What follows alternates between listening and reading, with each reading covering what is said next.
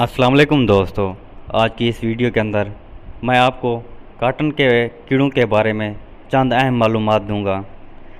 तो आप सबसे गुजारिश है कि इस वीडियो को एंड तक देखें ताकि आप जान सकें कि काटन के किस कीड़े के बारे में आज हम बात कर रहे हैं और इसके क्या नुकसान हैं और इसको कैसे कंट्रोल कर सकते हैं। अगर आप ये पूरी वीडियो नहीं देखेंगे तो आपको समझ नहीं लगेगी कि इसको हम कैसे कंट्रोल कर सकते हैं। तो आप सबसे गुजारिश है कि इस वीडियो को एंड तक देखें। थ्रिप्स का ताल्लुक आर्डर थैसिनोप्टेरा से है। इसकी मुख्तलिफ अक़साम बहुत से पौधों को नुकसान पहुँचाती है। इसकी पहचान हम यूँ कर सकते हैं कि ये साइज़ में बहुत छोटे होते हैं, इस वजह से अपने साथ लेंस रखें ताकि फसल पर इसकी मौजूदगी मालूम कर सकें।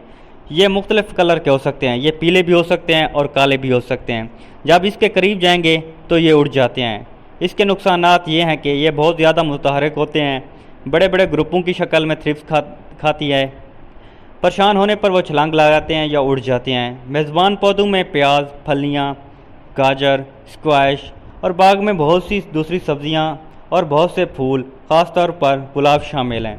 दोनों बालिग और पनकों के बगैर लार्वा सफ़ेद, पीले रंग और दूसरे हल्के रंग के फूलों की तरफ राग़िब होते हैं और टमाटर से पैदा होने वाली विल्ट वायरस को फैलाने और नेक्रोटॉक्स स्पॉट वायरस को मुतासर करने के ज़िम्मेदार हैं।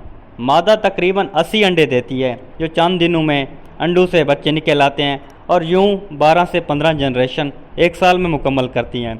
इसको कंट्रोल हम यूं कर सकते हैं कि FMC का प्रोडक्ट नोवास्टार इस्तेमाल करें, 500 ml पाड़े का इस्तेमाल करें और उसके बाद कमांडो 300 से 400 ग्राम पर एकड़ इस्तेमाल करें और उसके बाद लेसिंटा 80 ग्राम पर एकड़ इस्तेमाल करें। इसके ज़रिए हम थ्रिप्स को कंट्रोल कर सकते हैं और इसका बहुत ही ज़्यादा अच्छा रिज़ल्ट भी है।